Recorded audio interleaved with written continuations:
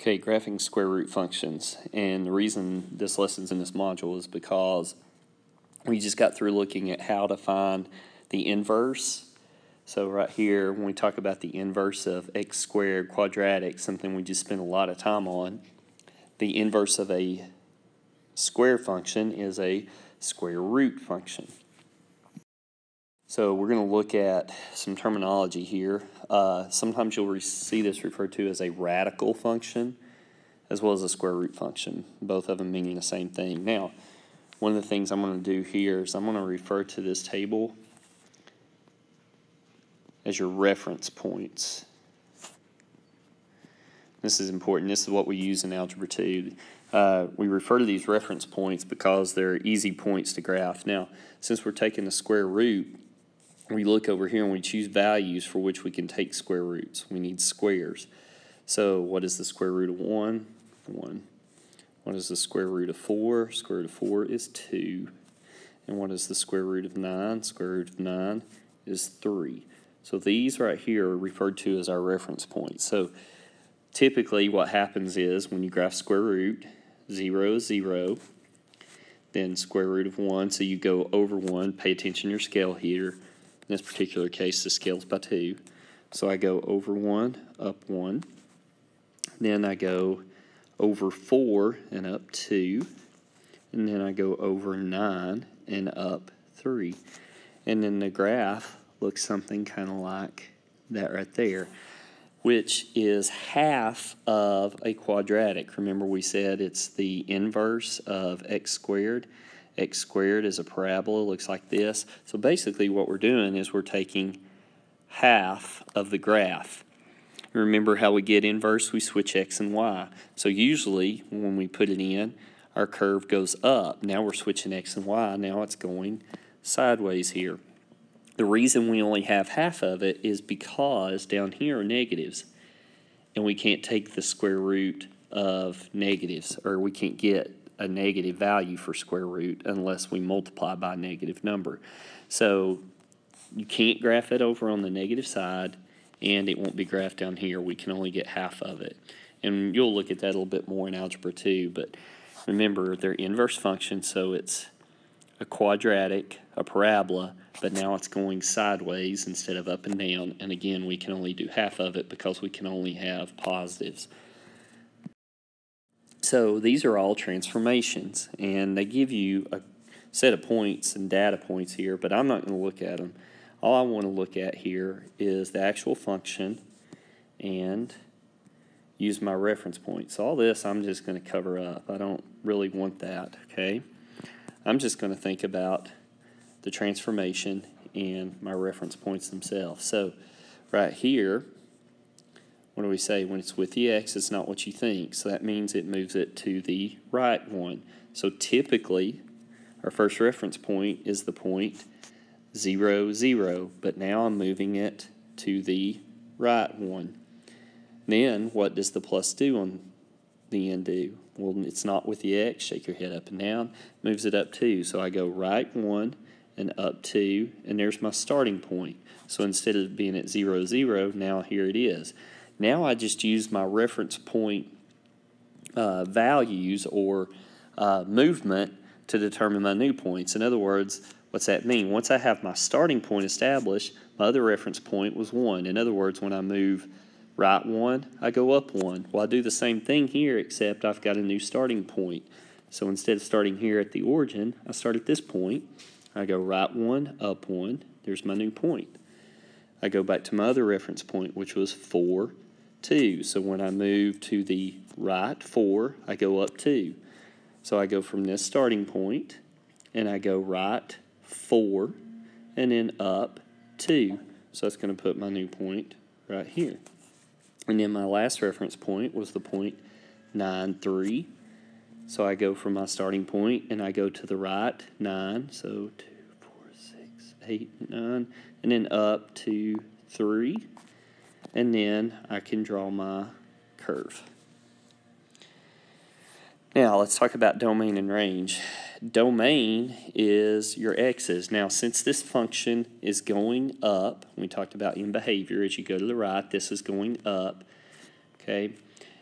My domain is where my function started on my x. Well, because I moved it to the right one, my domain starts at x and it goes to the right, so x is greater than or equal to 1. My range, I moved it up 2, so I started at 2, and now the function goes up from there, so y is greater than or equal to 2. So whatever your transformation is determines your domain and range. So let's do this next one. So here, I move to the left 3. So I come over here, go left 3, and then my y is down 2. So now my new point is left 3 and down 2 right there.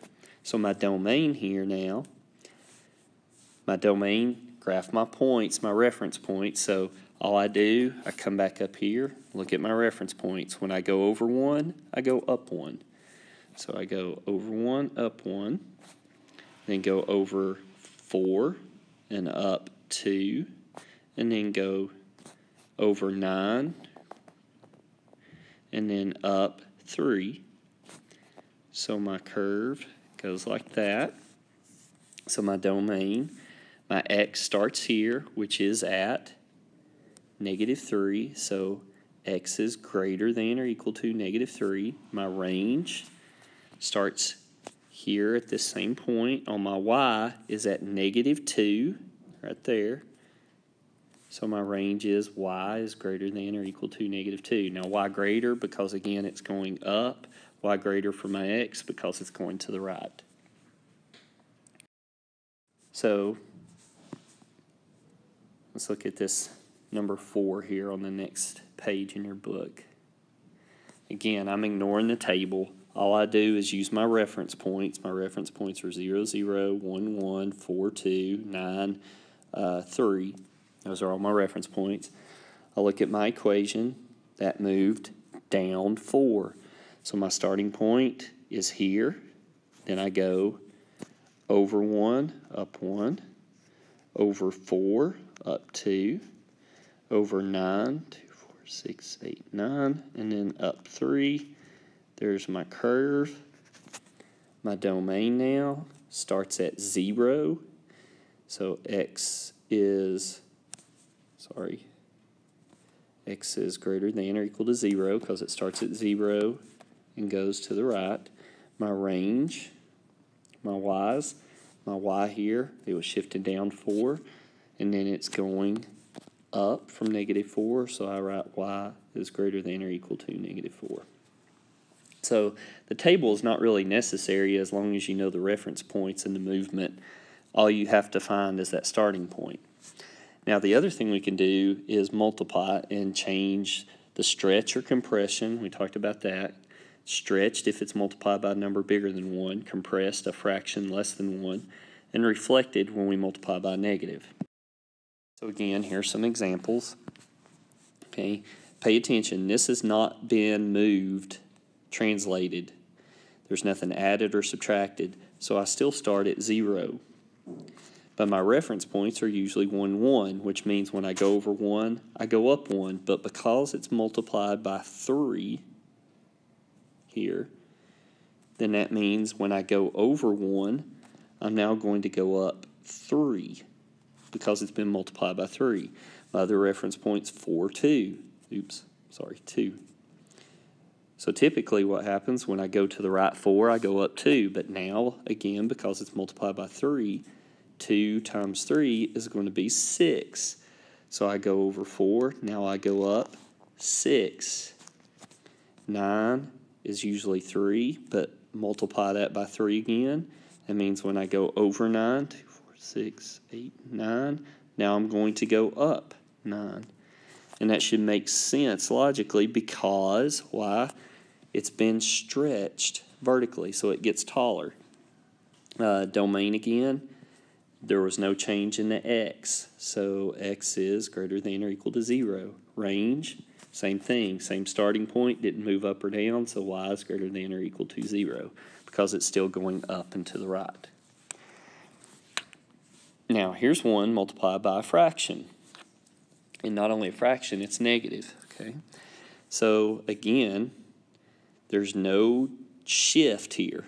I'm not moving, so my starting point's still at 0, 0. But Usually when I go over 1, I go up 1. But now, because it's multiplied by negative 1/4, when I go over 1, I go down 1/4.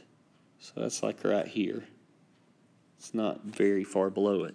I go over 4, I go down 2, but I don't go down 2. I do negative 1/4 times 2, or up 2, sorry, shouldn't say down. It's going to be down after I multiply, which is negative 1/2. So when I go over 4, I just go down 1/2. Then I go to 9/3.